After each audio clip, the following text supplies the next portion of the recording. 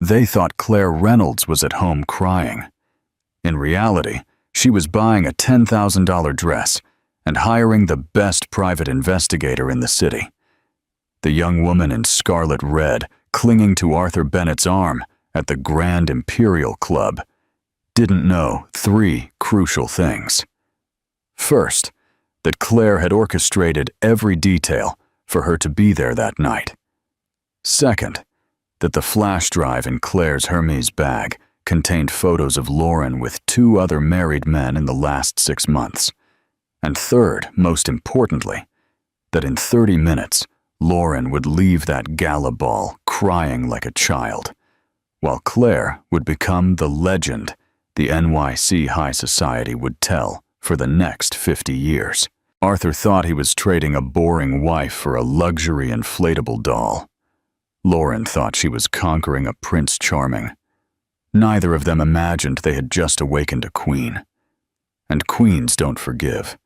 They destroy with style. The September night at the Grand Imperial Club was steeped in ostentation and fakery.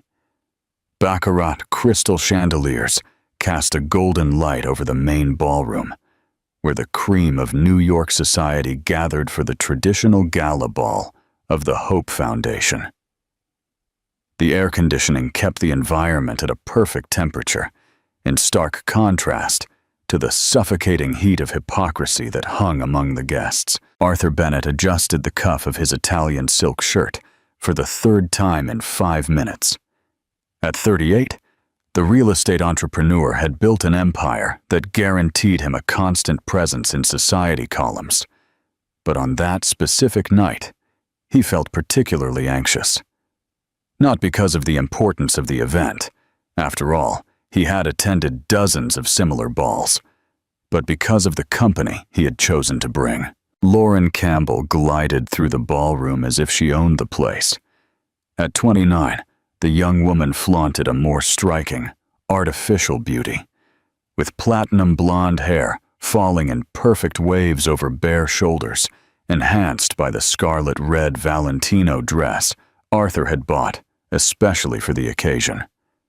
The generous neckline and the fabric that hugged every curve of her body did not go unnoticed by the male gazes present, nor by the whispered comments of the society matrons. "Arthur, darling!" The shrill voice of Marguerite Wallace, the wife of a federal senator, cut through the air like a razor. "What a surprise to see you here, and with company." Her eyes scanned Lauren from head to toe, a predatory analysis disguised as social courtesy. "Marguerite, always a pleasure." Arthur forced a smile as he felt sweat form in small beads on his forehead. "This is Lauren Campbell, my special consultant." Lauren laughed, a crystalline sound that echoed through the room. "Consultant? How modest, my love." Her blood-red nails caressed Arthur's arm possessively. "We're much more intimate than that, aren't we?" Arthur's embarrassment was palpable, but Lauren seemed to feed on the situation. She had spent months planning this moment, the night she would finally be introduced to society as Arthur Bennett's new woman. In her youthful and ambitious mind, this was her official coronation. The legitimate wife, Claire, had become a ghostly figure in their conversations, a woman who preferred discretion to the spotlight. And this, for Lauren, was a sign of weakness. "Where is Mrs. Bennett?" Marguerite's question was asked with the surgical precision of someone who knows exactly where to poke to cause pain. "I haven't seen her at a social event in a long time." Arthur swallowed hard. "Claire has been busy with personal projects." "What a shame," Marguerite murmured, although her tone suggested the exact opposite. She was such an elegant woman. She always knew how to behave with class. The word was hung in the air like a death sentence. Lauren felt a twinge of irritation. Why did everyone keep comparing her to that faded woman? Arthur had told her that Claire was boring, dull, a wife who was content to stay home reading books instead of accompanying him to important events. For Lauren, this only proved that some women were born to shine, while others were born to disappear. "Arthur, "I need to talk to you about the marina project," interrupted Richard Adams, one of the company's minority partners. The relief on Arthur's face was instantaneous. As the men moved away to discuss business, Lauren remained alone in the center of the ballroom, feeling like a queen on her throne. The flashes of social photographers constantly found her, and she knew her photos would be plastered in the gossip magazines the following week. The new passion of Arthur Bennett, or the well-accompanied entrepreneur, she could already imagine the headlines. The sparkling champagne flowed generously among the guests, and Lauren did not hold back. With each sip, she felt more confident, more in control of the situation. She approached a group of socialites she knew superficially from beauty salons and gyms in the city's wealthiest neighborhoods. "Lauren, what a stunning dress," commented Patricia Albright, the wife of a federal judge. "Valentino? A gift from Arthur," Lauren replied, making sure to emphasize the intimacy. "He has such refined taste in choosing women's clothes." The women exchanged knowing glances. They all knew what that meant. Arthur Bennett was publicly flaunting his mistress, a behavior that, while not uncommon in those circles, still caused a stir when done so blatantly. "And how are you adapting to your new position?" Patricia's question had a double meaning, and they all laughed discreetly. "Perfectly," Lauren replied, raising her chin. "In fact, I've always felt more at home in this environment than certain people who isolate themselves at home." The malicious comment about Claire did not go unnoticed.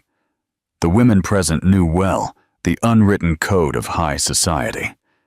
When a wife stopped appearing at events, it usually meant she had lost the battle to a younger, more ambitious rival. On the other side of the ballroom, Arthur tried to focus on the business conversation, but his eyes constantly wandered to Lauren. Part of him felt proud to be with a woman so young and attractive. It was a confirmation of his virility and success.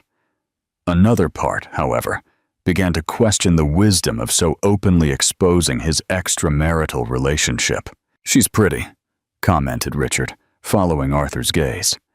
"But don't you think it's risky to bring the friend to an event of this magnitude?" "Lauren is not just a friend," Arthur retorted, more defensively than he intended. "We have a serious relationship." "Serious?" Richard raised an eyebrow. "And does your wife know about this?" Arthur looked away. Claire knew, of course. How could she not? The rumors had been rampant for months, and he didn't even bother to be discreet. But Claire, true to her reserved nature, had not made scenes or threats. She had simply withdrawn even further, which Arthur had interpreted as a tacit acceptance of the new situation. "Claire understands that our marriage has evolved into something different," he murmured, sipping Scotch whiskey. In truth, Arthur had married Claire Reynolds 15 years ago for practical reasons. She came from a traditional family, with important connections in the judiciary and politics, connections that were crucial for the growth of his business. Claire was intelligent, cultured, a perfect wife on paper. But as the years passed, Arthur began to see her as part of the furniture, always present, always reliable, but without the sparkle and excitement he had begun to seek elsewhere. Lauren represented everything his wife was not: spontaneous, sensual, impressionable. When he met her at a law firm party, where she worked as a receptionist, he was immediately attracted to her youth and her thirst for social climbing. It was easy to impress her with expensive dinners and luxurious gifts. It was easy to be the hero in the life of someone who came from a 2-bedroom apartment in Queens. "Arthur!" Lauren's voice called him back to the present. She was approaching with a radiant smile, followed by a younger man he recognized as Julian Fitzgerald, heir to one of the country's largest fortunes. "Julian was just telling me about the new art collection he recently acquired," Lauren said, her eyes shining with interest. "Picasso, Van Gogh, it's fascinating." Arthur felt a twinge of irritation. Lauren was clearly flirting, and Julian, known for his reputation as a womanizer, seemed willing to reciprocate. It was humiliating to have to compete for his own mistress's attention in public. "Lauren, we need to talk to the event organizers," he interrupted, taking her arm. "But Arthur, Julian was inviting me to see his private gallery," she protested, pouting. "Another time," Arthur replied dryly, guiding her away from the young heir. As they walked through the ballroom, Lauren murmured in his ear, "You don't need to be jealous, my love. You know you're the only man in my life." The words were supposed to reassure him, but Arthur felt a growing unease. There was something about Lauren's attitude that night. An excessive confidence, a presumption that her place was guaranteed, that deeply bothered him. Next to the main table, where the event organizers and some important politicians were, Arthur spotted Charles Dalton, an influential society journalist. The man was watching them with obvious interest, already mentally drafting the note that would appear in his column the next day. "Arthur Bennett, it's been a while." Charles approached with a smile that didn't reach his eyes. "And this lovely young lady must be Mrs. Bennett?" The silence that followed was deafening. Arthur felt his face flush, while Lauren, far from being embarrassed, smiled even wider. "Not yet," she replied with a giggle. "But who knows, maybe soon." The insinuation was crystal clear. Lauren was not just content to be the mistress. She had bigger plans, and she was announcing these plans to one of the most dangerous gossips in the city. Arthur forced a nervous laugh. "Charles, you know Lauren Campbell?" "Charles, Lauren is one of the most respected journalists in the city." "It's a huge pleasure," Charles said, kissing Lauren's hand with exaggerated gallantry. "I imagine we'll have a lot to talk about in the coming times." The veiled threat did not go unnoticed by Arthur. Charles Dalton had the power to make or break reputations with a single column. If he decided to turn the situation into a scandal, the consequences could be devastating, not only for his public image, but for his business. As they talked, the ballroom continued to fill. Influential politicians greeted businessmen, socialites showed off their latest jewelry and couture acquisitions, and the orchestra played classical waltzes that created a perfect soundtrack for that theater of appearances. Lauren was in her element. She waved to acquaintances, posed for photos, greeted important people as if she were, in fact, Mrs. Bennett. Every gesture was calculated to solidify her position, to make it clear that she was not just a passing fling, but the new reality in Arthur's life. But in the back of her ambitious mind, Lauren couldn't completely ignore the whispers she heard when she passed by. "Where is Claire Reynolds? How embarrassing. Poor Claire was always such a distinguished lady. Why did everyone insist on talking about that woman?" Lauren had never met her personally. Arthur always said that Claire preferred to avoid conflicts and confrontations. For her, this only confirmed her superiority. While Claire hid at home, she was shining in the halls of high society. What Lauren didn't know was that at that very moment, just a few blocks away, Claire Reynolds was meticulously preparing for her own entrance into the Grand Imperial Club. And when she arrived, nothing would be the same again. Do you think a person can be completely betrayed and still manage to win? What would you do in a situation like this? Leave your opinion in the comments below. Claire Reynolds stood in front of the full-length mirror in her closet, observing her own image with the analytical coldness of a general planning a battle. At 35, she possessed a mature and sophisticated beauty that contrasted drastically with the youthful and obvious appeal of her rival. Her dark brown hair fell in soft waves to her shoulders, framing a face with classic features that didn't need heavy makeup to make an impact. The dress she had chosen for the night was a masterpiece of French haute couture, an impeccably cut black Chanel with pearl details that ran along the discreet but elegant neckline. The piece had cost more than many cars, but it wasn't the price that made it special. It was what it represented. Power, class, legitimacy, everything that Lauren Campbell was trying to buy with money borrowed from another woman's husband. Claire knew exactly what was happening at the Grand Imperial Club at that moment. She had received no less than 15 calls from concerned friends throughout the week, each one anxious to be the first to tell her about the public humiliation Arthur was inflicting on her. What none of them knew was that Claire had orchestrated every detail of that situation. "Ma'am, the car has arrived," announced Maria, her housekeeper for over a decade, appearing at the closet door. The middle-aged woman watched Claire with admiration and concern in equal measure. "Are you sure you want to do this?" Claire smiled, the first genuine smile she had shown in months. "I've never been so sure of anything in my life, Maria." The truth was, Claire had discovered Arthur's betrayal long before any social gossip, not because she was particularly sharp, but because Arthur was embarrassingly careless. Receipts from expensive restaurants for 2 people when he was supposedly at work meetings, charges for jewelry and dresses on his corporate card, a female perfume on his clothes that was definitely not hers. During the first few months, Claire felt the familiar pain of betrayal, the wound to her ego, the feeling of inadequacy, the questioning of where she had failed as a wife.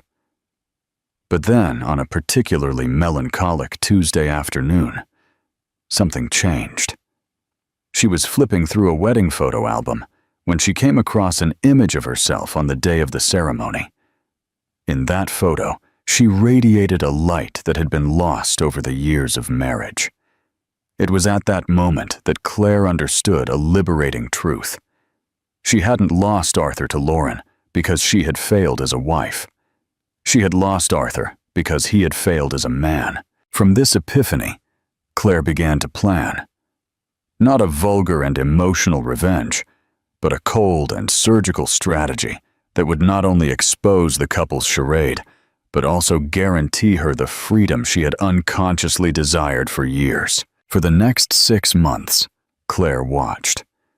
She discreetly hired a private investigator, not to confirm the betrayal she already knew about, but to meticulously document it. Photographs, videos, hotel records, even recordings of compromising conversations that Arthur and Lauren had in public places, thinking they were safe in the bubble of arrogance they had created. More importantly, Claire used this time to reorganize her finances. Arthur had always assumed she was financially dependent on him, a sexist and ignorant assumption. In reality, Claire had inherited a considerable fortune from her paternal grandmother, investments in real estate and stocks that she managed personally without involving her husband. In addition, she had her own art consulting business that earned much more than Arthur imagined. During the months of her absence from social events, Claire had also dedicated herself to herself in a way she hadn't in years. A personal trainer 3 times a week, regular beauty treatments, a complete wardrobe overhaul. Not to win Arthur back. That bridge had been irreversibly burned. But for herself, on that specific night, Claire had chosen the Hope Foundation ball for precise strategic reasons. It was an event that brought together the core of the NYC elite, people who had known her family for decades and who respected her lineage and class. It was also an environment where the unwritten social rules worked in her favor. As much as they tolerated male excesses in private, the public exposure of a marital betrayal was still seen as an act of bad taste that should be punished. Most crucial of all, Claire knew that Arthur would bring Lauren to the ball. It was she herself who, through a mutual friend, had planted the idea in the ambitious young mistress's head. The Hope Foundation ball is the most important event of the year, she had strategically commented during a lunch. That's where society really shows up. Claire's private driver, John, was waiting for her at the entrance of the building. He was a discreet and loyal man who had worked for the Reynolds family for almost 20 years. He knew all the secrets, all the nuances of Claire's life, and his discretion was absolute. "Good evening, Mrs. Reynolds," he greeted, opening the door of the black Mercedes-Benz S-Class. "You look stunning tonight." "Thank you, John." To the Grand Imperial Club. During the 30-minute journey, Claire mentally reviewed every detail of her plan. She had timed her arrival for the exact moment the ball was at its peak, when all the important guests were already present, when the social photographers were most active, when Arthur and Lauren were most relaxed and confident. Claire's phone vibrated with a message from Eleanor Moore, the wife of a federal judge and one of her oldest friends. "Darling, they are shamelessly flaunting themselves. She's practically announcing herself as your replacement. Come quickly and end this farce." Claire smiled as she read the message. Eleanor had always been her fiercest ally, an old guard woman who believed wholeheartedly that certain traditions and social hierarchies should be respected. For Eleanor, Lauren was nothing more than a classless social climber, trying to occupy a place that didn't belong to her. Other messages followed, all from indignant friends, reporting Arthur and Lauren's behavior. "She's wearing a red Valentino, completely inappropriate for a charity event," wrote Patricia Albright. He introduced her as a special consultant, but she herself corrected him, saying they were much more intimate, added Marguerite Wallace. Each message confirmed that Claire's plan was working perfectly. Arthur and Lauren were digging their own graves with an almost comical enthusiasm. Claire thought about her life with Arthur during the first years of marriage. She had genuinely tried to be a good wife, support him in his business, accompany him to social events, keep the house impeccable, and be the perfect companion on all occasions. But Arthur had always seemed to see her as an expensive, well-behaved accessory, not a real partner. As the years passed, she realized that Arthur had chosen her not for love, but for social convenience. She brought respectability, family connections, and an image of the ideal wife that complemented his business ambitions. In return, he offered her financial security and social status, a commercial transaction disguised as romance. Claire's awakening to this reality was gradual, but irreversible. She began to notice how Arthur ignored her during conversations at social events, how he interrupted her when she expressed opinions, how he assumed his own decisions were automatically correct without consulting her perspective. Small humiliations that accumulated over the years until they formed an unbearable weight. When she discovered the betrayal, Claire initially felt devastated. But as she observed Arthur's behavior with Lauren, the way he melted at her feigned naivety, how he felt important playing the mentor to the ambitious young woman, she realized she had not lost true love. She had gotten rid of a burden. "We're arriving, Mrs. Reynolds," John announced, interrupting her reflections. Claire looked out the window and saw the golden lights of the Grand Imperial Club shining in the night. Dozens of luxury cars were parked at the entrance, while paparazzi and social photographers awaited the arrival of important personalities. The red carpet stretched from the sidewalk to the main door, flanked by lush floral arrangements. "John, give me 5 more minutes," Claire requested. "I want my entrance to be memorable."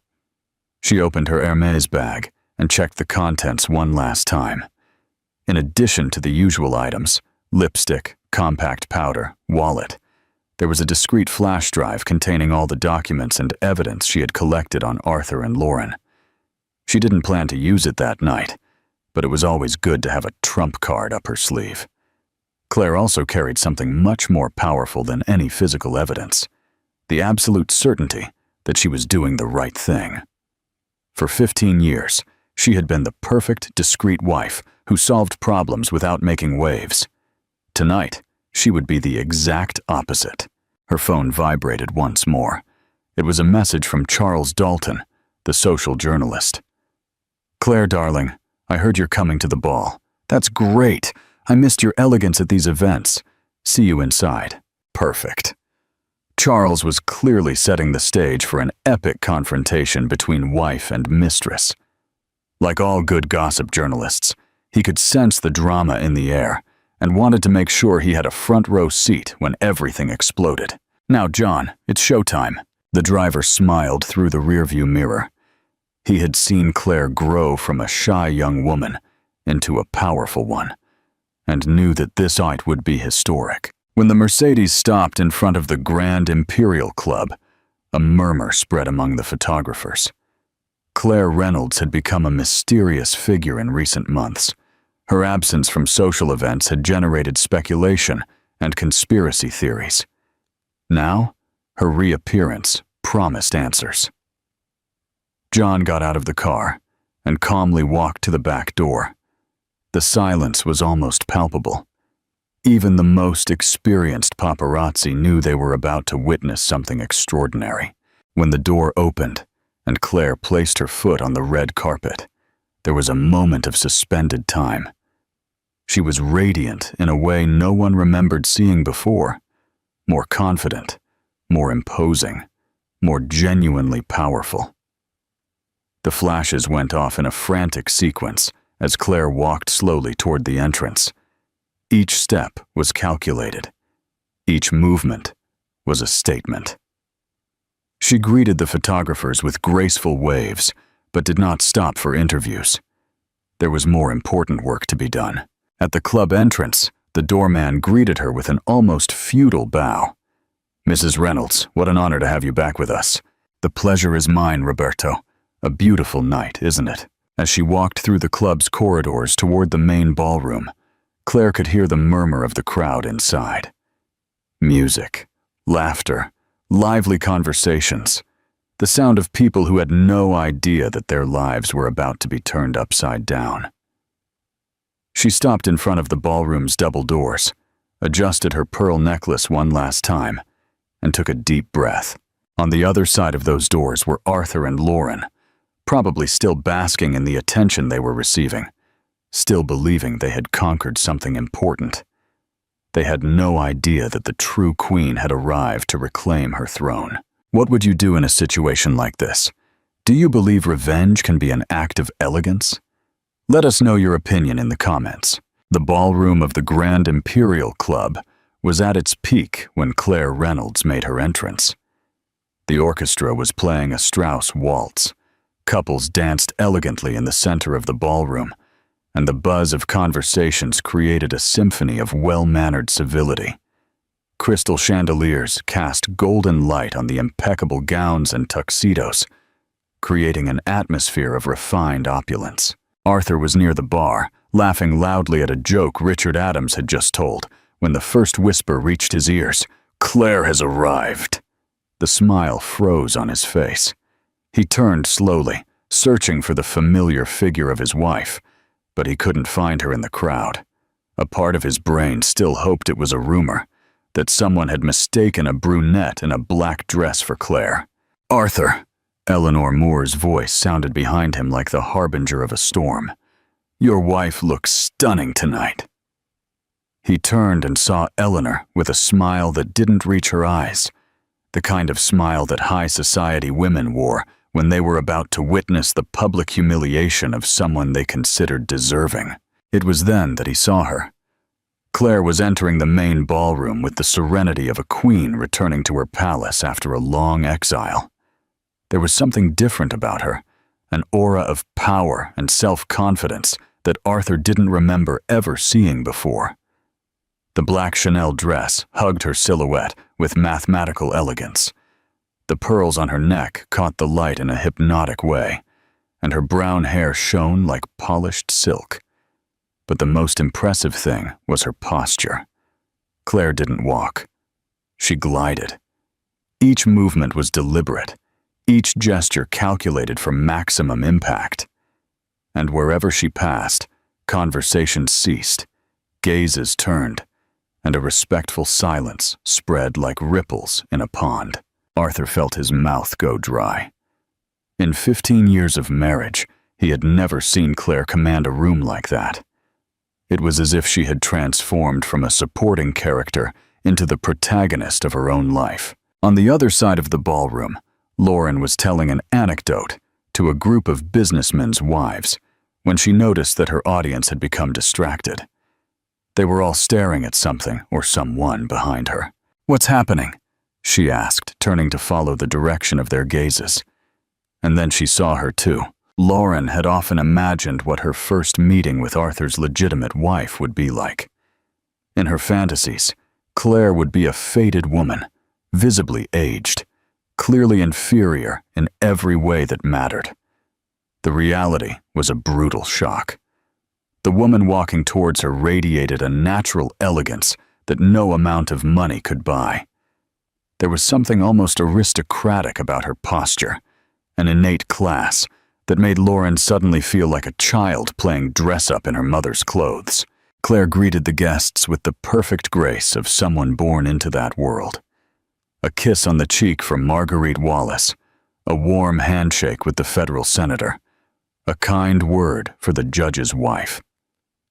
Each interaction reaffirmed her position in the social hierarchy, not as the betrayed wife seeking sympathy, but as the grand lady returning to her rightful place. "Claire, darling!"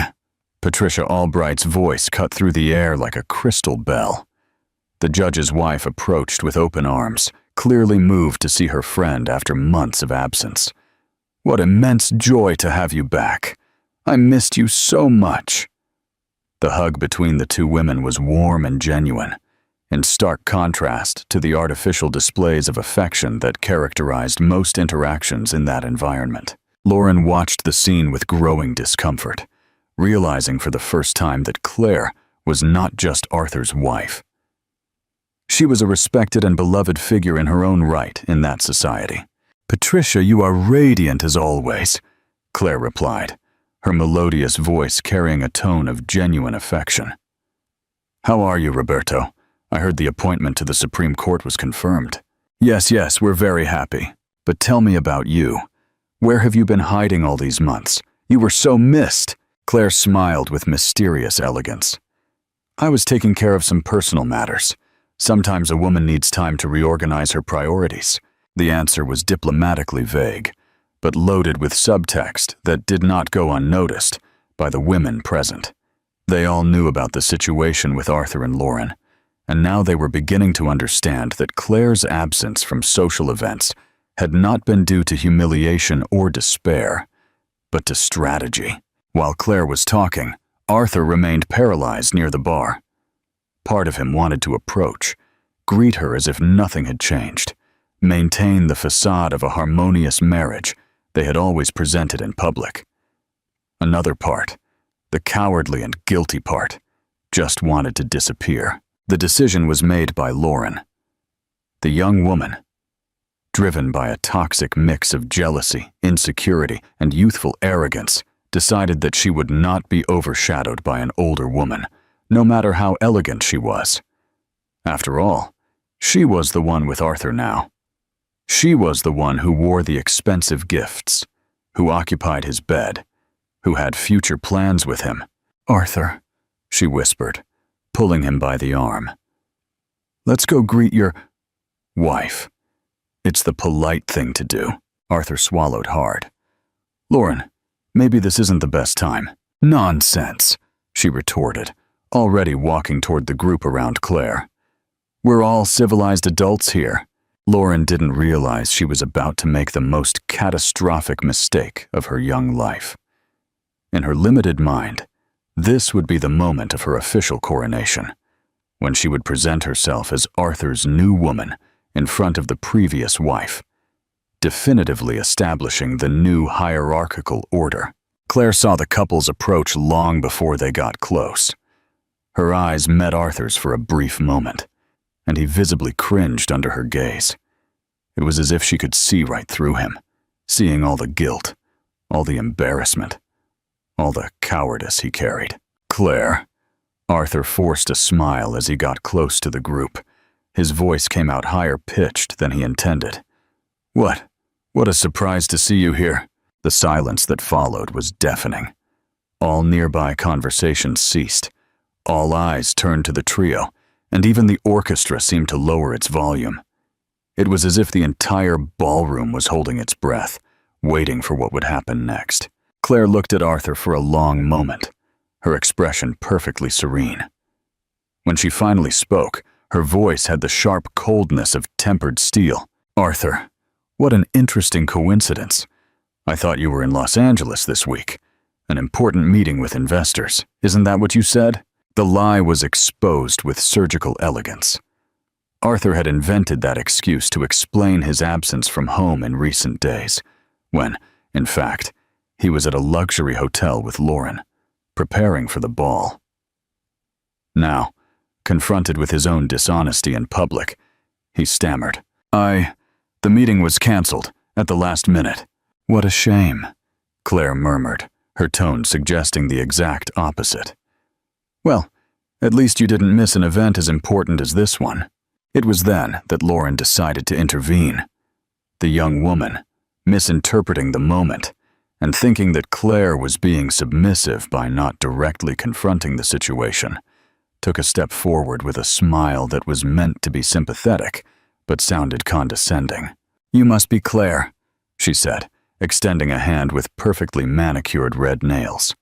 "I'm Lauren Campbell. I've heard so much about you." The group around them collectively held their breath.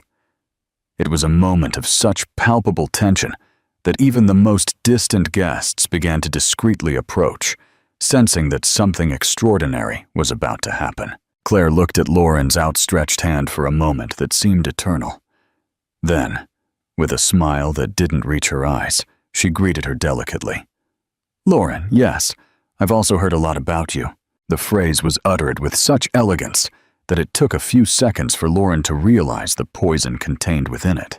"Arthur told me you work together," Claire continued, her voice maintaining the perfectly polite tone of high society. "Something about project development consulting?" Arthur opened his mouth to reply, but Lauren interrupted him, clearly eager to establish her true position. "Oh, we're much more than co-workers," she laughed, a high-pitched sound that echoed uncomfortably in the silence of the ballroom. "In fact, Arthur and I have a very special relationship." The words came out of her mouth with the confidence of someone who believed they were revealing a truth that would give them power over the situation. Instead, she had just fallen into the most elegant trap ever built at a New York social event. Claire tilted her head slightly, as if she were processing a particularly interesting piece of information. "Ah, I see," she said, her voice still maintaining that deadly politeness. "How brave, on your part, to make this public in this way." The word brave was pronounced in such a way that it sounded exactly like its antonym. Lauren began to realize that something was wrong, but her youth and inexperience did not allow her to fully decode the nuances of the conversation. Arthur, on the other hand, was pale as paper. He knew Claire well enough to recognize the signs of danger. The overly polite tone, the smile that didn't reach her eyes, the upright and controlled posture. She was furious, but expressing that fury through the refined codes of high society, which made her infinitely more dangerous than any emotional outburst. "Claire," he tried to intervene, "maybe we should—" "Oh, Arthur," she interrupted him softly. "There's no need for embarrassment between civilized people." She turned to Lauren with renewed interest. "Tell me, darling, how long have you two been working together?" Lauren, interpreting the question as an opportunity to establish her supremacy, replied with youthful pride. "About 8 months. Arthur has been a wonderful mentor." "Mentor," Claire repeated, as if savoring the word. "What an interesting term to describe the relationship." The air in the ballroom was so charged with tension that even the waiters had stopped circulating with the champagne trays. Dozens of eyes were fixed on the trio, and Charles Dalton, the social journalist, watched everything from a strategic distance, clearly taking mental notes for his column the next day. Eleanor Moore approached the group with a smile that promised trouble. "Claire, darling," she said, her voice full of feigned innocence. "What a stunning dress! Chanel, isn't it? I've always been envious of your impeccable taste in fashion." "Thank you, Eleanor. You know how it is. Some pieces never go out of style, do they?" The insinuation was clear. True elegance is timeless, Unlike the passing trends displayed by certain younger people, Lauren, finally beginning to realize that she was being subtly attacked, decided to fight back. "Your dress is also beautiful," she said to Claire, her tone attempting to sound generous but failing miserably. "Very classic. It must have been awfully expensive." The comment was a grotesque mistake.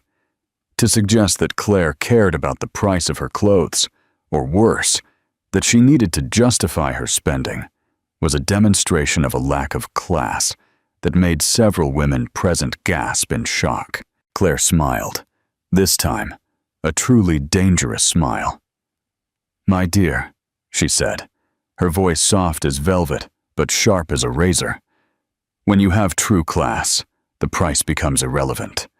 It's something you are either born with or you never acquire." The phrase fell on Lauren like a silent bomb. For a moment, the young woman was speechless, slowly processing the fact that she had been publicly declassed in the most elegant way possible. Arthur tried to intervene again, his voice desperate. "Well, I think we should all—" "Arthur," Claire interrupted him again, this time turning to him with her full attention. "Since we're all here, gathered in such a casual way, maybe it's a good time to clarify a few things." The entire ballroom seemed to have stopped. Even the orchestra had ceased playing, as if the musicians also wanted to hear what would happen next. "Clarifications are always welcome," murmured Eleanor Moore, barely able to contain her excitement. Claire adjusted the pearls on her neck with deliberately slow movements, like a matador preparing the final thrust. "You see," she said, her voice now carrying a tone of genuine amusement, "there are certain illusions that need to be dispelled before they cause more embarrassment than they already have." Lauren felt a shiver of panic run down her spine. There was something in Claire's attitude, an absolute confidence, an almost predatory serenity, that suggested she knew something important, something that would completely change the game. "I don't understand," Lauren gasped. "Oh, darling," Claire replied, her smile now genuinely radiant. "You will understand. All of you will." And it was then that Claire Reynolds began to methodically, elegantly, and irreversibly destroy the lives of everyone who had underestimated her power. "Arthur," Claire said, her voice cutting through the silence of the ballroom like crystal against crystal. "Since we're among friends, why don't you tell Lauren about our conversation last night?" Arthur's face paled to a color that rivaled the pearls on his wife's neck. His eyes widened in absolute panic, because there had been no conversation with Claire the night before, or on any night in recent weeks. I don't know what you're talking about," he stammered, but his trembling voice betrayed his nervousness. Claire tilted her head with feigned curiosity, as if she were genuinely surprised by her husband's answer. "You don't? How strange. Maybe my memory is failing me." She paused theatrically, scanning the circle of spectators that had formed around them. "Or maybe you forgot to mention to your mentor that we are still married." The word mentor was pronounced with such irony that several people in the group had to stifle nervous giggles. Lauren felt the blood rush to her face, finally understanding that she was being publicly ridiculed. "Of course we know you're married," Lauren said, trying to regain some control over the situation. "But marriages evolve, don't they? Sometimes people find happiness in different places." "Ah, yes," Claire agreed with a graceful nod. "Evolution, a fascinating concept." She turned to Eleanor Moore with a conspiratorial air. "Eleanor, you who have been married for 30 years to Roberto, have you experienced this evolution?" Eleanor laughed, a crystalline sound full of aristocratic malice. "Never, darling. Roberto knows his place very well." The comment was a direct thrust at Arthur's masculinity, suggesting that he had failed as a man by not keeping his house in order. Several men present coughed uncomfortably, while their wives exchanged approving glances. Marguerite Wallace joined the group, clearly not wanting to miss the spectacle. "Claire, it's so good to see you at our events again," she said with false effusiveness. "Your presence always elevates the level of any occasion." "That's very kind, Marguerite. I was just explaining to young Lauren how certain traditions work in our society." Lauren felt increasingly cornered. There was something about the way these women spoke, always polite, always elegant, but carrying a subtle venom that she couldn't counter because she didn't master the necessary social codes. "Traditions can be outdated," she said, trying to sound sophisticated. "The modern world allows people to be more authentic in their relationships." The silence that followed was so profound that you could hear the tinkling of the chandelier crystals gently swaying with the air-conditioning breeze. Claire watched Lauren for a long moment, like a feline studying its prey before the fatal pounce. "Authenticity," she repeated slowly. "What a powerful word. You're right, darling. Authenticity is fundamental." She paused, her smile becoming predatory. "That's why I think it's time for us to be completely authentic about this situation." Arthur tried to intervene desperately. "Claire, maybe this isn't the place." "Oh, but it is exactly the right place," she interrupted him, her voice still maintaining that deadly politeness. "After all, it was here that you chose to make your partnership public. It's only fair to clarify a few details for our dear friends." Charles Dalton had approached discreetly, his journalist's expression sniffing out the story of the century. Other guests also drew closer, creating an ever-widening circle around the central trio. "You see," Claire continued, now, addressing the audience directly, "dear Lauren believes she conquered my husband's heart through her youth and authenticity." She paused for dramatic effect. "What she doesn't know is that Arthur has a very specific pattern when it comes to his extramarital affairs."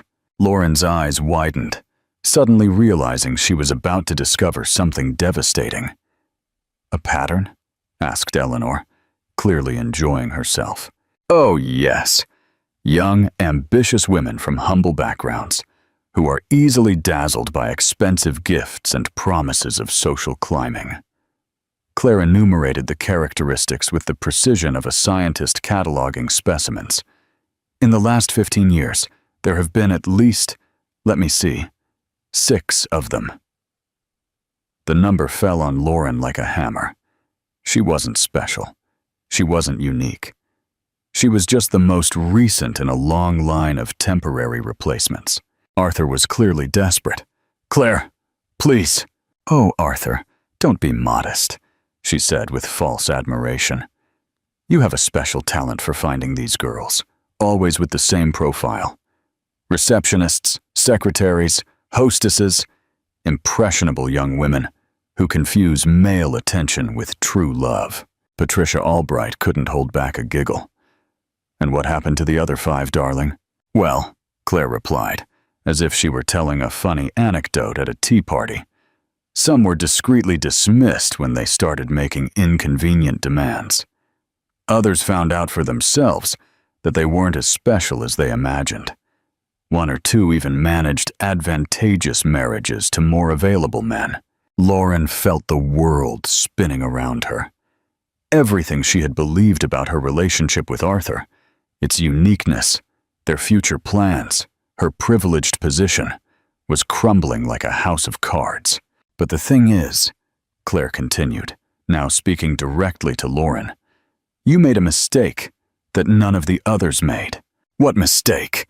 The question came out as a strangled whisper. "You believed you had won." The words fell on Lauren with the weight of a legal sentence. She looked around, seeing for the first time the expressions of the guests. Not admiration or envy, as she had imagined, but pity mixed with aristocratic contempt. "Arthur never told me about the others," she stammered, turning to him in search of denial, explanation, anything that would restore her reality. Arthur couldn't look her in the eye. His guilt was stamped on his face like a tattoo. "Of course he didn't tell you," Claire said softly. "Why would he? It would ruin the fantasy he creates for each of you. The fantasy that you're special, that you're different, that this time it's true love." Eleanor Moore shook her head with theatrical disapproval. Men can be so cruel, can't they? Making these poor girls believe in fairy tales. The cruelty, Claire said, is not in having extramarital affairs. Powerful men have always had mistresses. It's almost a tradition. The cruelty is in creating false expectations, in making these women believe they can occupy a place that was never intended for them. Lauren finally exploded. And what is that place? The place of the submissive wife who accepts everything in silence? The entire ballroom held its breath. It was the first time anyone had directly confronted Claire, and everyone wanted to see how she would respond. Claire smiled, not the elegant, controlled smile she had maintained all night, but a genuine, almost amused smile. "Oh, my sweet girl," she said, her voice carrying a mixture of pity and condescension. "You really don't understand, do you? You think I'm here as the humiliated wife, trying to win back a cheating husband." She paused, her eyes sweeping over all the faces around her. "I didn't come here to fight for Arthur. I came to give him back." The silence that followed was absolute. Not even the sound of the waiter's shoes on the marble could be heard. "Give him back?" Lauren repeated, confused. "Yes, darling, you can have him." Claire made an elegant gesture with her hand, as if she were handing over a not-so-desirable gift. "In fact, I insist you keep him. After all, you both deserve each other." Arthur finally found his voice. "Claire, what are you talking about?" "I'm talking about freedom, Arthur. Yours and mine." She opened her Hermes bag and pulled out a sealed envelope. "The divorce papers were filed yesterday. You should receive the official notification on Monday." The envelope passed from hand to hand, like a grenade with the pin removed. Arthur held it with trembling fingers, his face expressing absolute shock. But we didn't even talk about this." "We did talk about it. For 8 months, Arthur. Every time you came home with another woman's perfume. Every time you lied about where you had been. Every time you treated me like a piece of furniture that decorates the house but doesn't participate in the life that happens inside it." Claire's voice remained serene, but there was tempered steel in every word. "The conversation was long and one-sided, but it happened." Lauren looked at Arthur, expecting him to protest, to declare his love for her, to confirm the future plans they had made together. Instead, he looked at the envelope as if it were a bomb about to explode. "How much do you want?" was the first thing he managed to say. The question revealed so much about his character that several women present made barely disguised expressions of disgust. "Oh, Arthur," Claire said, shaking her head with feigned sadness. "Always reducing everything to money. I don't want your money, darling. I have my own." "Your own?" "Yes. Grandma Beatrice's inheritance, which you always assumed was insignificant because it was just women's things like real estate and stocks, is actually worth more than your company." She smiled. "Much more." The shock on Arthur's face was comical. For 15 years, he had assumed he was the sole provider for the family, the only one with significant resources. To discover that his wife was not only financially independent, but potentially richer than he was a devastating blow to his masculine ego. "Besides," Claire continued casually, "my art consulting business has grown quite a bit in recent years. International clients, you know, people who value Chelsea authenticity and expertise." Lauren finally understood the full dimension of her humiliation. She had gambled everything on a man she now discovered was not even half the prize she had imagined him to be. "So, you're giving us your blessing?" she stammered, trying to find some thread of dignity to cling to. "Oh, my dear, it's not quite a blessing," Claire replied with deadly gentleness. "It's more like returning a defective product to the store." The phrase echoed through the ballroom like a gunshot. Several people laughed openly, unable to contain their reaction to the brutal elegance of the response. Arthur finally exploded. "Claire, you can't humiliate me like this in public." "Humiliate you?" She seemed genuinely surprised. "Arthur, darling, I haven't done anything but tell the truth. If the truth is humiliating, Maybe the problem isn't with me. Charles Dalton approached with his social predator smile. Claire, can I have a statement for my column? Of course, Charles. She turned to him with the grace of a seasoned actress. You can say that I'm starting a new chapter in my life. Sometimes, when a door closes, we realize that it was actually holding us captive in a place too small for our dreams. And what about future plans? I'm moving to Paris next week. I have some interesting projects waiting for me there. Paris. The word fell on Arthur like a final sentence. Claire was not just divorcing him. She was literally fleeing the country, putting an ocean between them. Lauren, trying one last desperate move, said, Well, at least now Arthur and I can be happy together without secrets or lies. Claire looked at her with a mixture of pity and amusement. Oh, my sweet, naive girl, she said, her voice full of an almost maternal condescension. Do you really think that a man who cheated on his wife with you won't cheat on you with another? The truth of the statement hit Lauren like a punch to the stomach. She looked at Arthur, searching for some sign of denial, some guarantee of future fidelity. Instead, she saw a man in total panic, more concerned with the financial implications of the divorce than with the feelings of either of the two women present. Arthur, she whispered, a clear plea in her voice. He didn't answer. He couldn't answer, because deep down, he knew Claire was right. And it was in that moment of absolute silence that Claire Reynolds delivered the final blow. Well, Claire said, adjusting the pearls on her neck with an elegant and definitive movement. It was a pleasure to clarify all of this. Now, if you'll excuse me, I need to say goodbye to some dear friends before my trip. She turned to leave, but stopped as if she had remembered something important. Oh, and Lauren? The young woman looked up hopefully, perhaps believing that Claire would offer her some word of reconciliation or advice. The red dress looks beautiful on you, but for charity events, more sober colors are more appropriate. It's a matter of social etiquette. The final criticism was delivered with such elegance that even the most experienced observers needed a few seconds to fully process the brutality of the comment.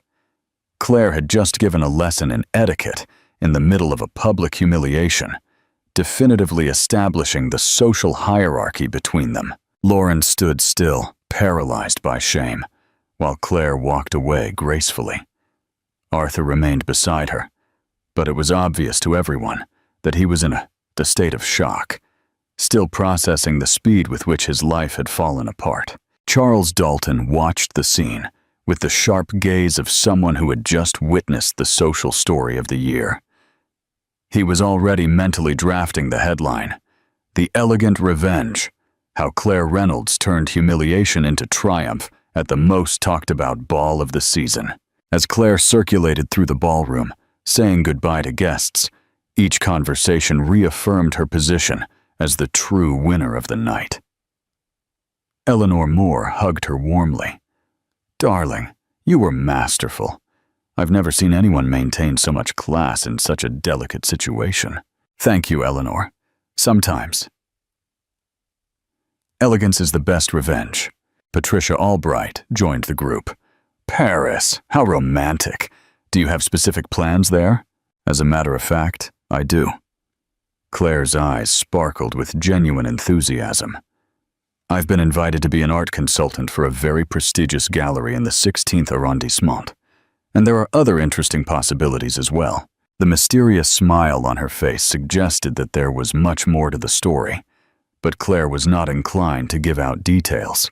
She would let others' imaginations fill in the blanks. On the other side of the ballroom, Lauren finally began to move, like a sleepwalker waking from a nightmare. She looked around and realized that she had become the center of a very different kind of attention, not admiration, but pity mixed with malice. Whispers followed her movements. Poor thing, she didn't know what she was getting into. She thought she was going to get into high society through the back door. Arthur always had questionable taste in mistresses. Each comment was like a stab at her pride. Lauren had arrived at the ball, believing she would be crowned the new queen. Instead, she was publicly unmasked as a naive and inadequate pretender. Arthur tried to approach her. "Lauren, let's talk privately." "No." She recoiled as if he were contagious. "Don't touch me. You lied to me about everything." Tears began to stream down Lauren's perfect makeup, creating dark trails on her cheeks. The realization that she had been just one more in a long line of disposable women was devastating for someone who had always considered herself special. "Lauren, please, let me explain." Arthur tried again, but his voice sounded desperate and unconvincing. "Explain what? That I'm the disposable one? That I was never special? That you never intended to marry me?" Her voice grew louder and louder, attracting even more glances. "I quit my job, moved out of my apartment, told my family I was going to marry an important businessman." The public confession of her naivety only deepened her humiliation. Some guests shook their heads in pity, while others exchanged "I told you so" looks, typical of high society when their predictions are confirmed. Julian Fitzgerald, the young heir who had flirted with her earlier, approached with a condescending smile. "Lauren, don't be so desperate. Arthur was always known for his temporary affairs. You shouldn't have gotten so attached." The remark, while meant to be comforting, only confirmed that all of society knew about Arthur's reputation, except her. Lauren realized she had been the last to know about her own relationship. Meanwhile, Claire continued her triumphant farewell tour. Each conversation revealed more details about her future plans, painting the picture of a woman who had not only escaped an unhappy marriage, but had meticulously planned her ascent to a better life. "The Dubois Gallery is one of the most respected in Paris," she told a group of art enthusiasts. "They were impressed with my work on the Monet Newman exhibition last year." What she didn't mention, but what they would discover later through international gossip channels, was that Pierre Dubois, the gallery owner, was an aristocratic widower in his late 40s, who had been charmed not only by Claire's professional expertise, but also by her personal elegance. Marguerite Wallace pulled Claire into a more private corner. "Darling, can I ask an indiscreet question? This move to Paris, is there someone waiting for you there?" Claire smiled with calculated mystery. "Let's just say there are interesting possibilities. A man who values intelligence as much as beauty, who understands that a woman can be a partner, not just an ornament. French? With the elegance that only the French possess.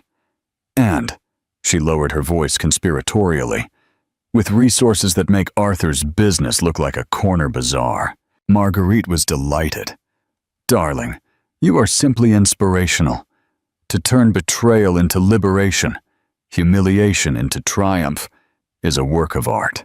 On the other side of the ballroom, Arthur finally managed to calm Lauren enough for a more private conversation. They moved away to one of the club's smaller rooms, away from curious glances. "Lauren, I know you must be confused, but we can get through this." "Get through this?" She stared at him with disbelief. "Arthur, you made a fool of me for 8 months, made me believe I was special, that I had a future with you. And you do. Now that Claire is asking for a divorce, we can finally be together officially. With what money?" The question came out sharper than she intended. "You heard what she said. She's richer than you. In the divorce, you could lose half of everything you have." The financial reality hit Arthur like a slap. For years, he had assumed he controlled all the couple's finances. To discover that Claire not only had her own resources, but that they were superior to his, was a devastating shock. "That can't be true," he murmured.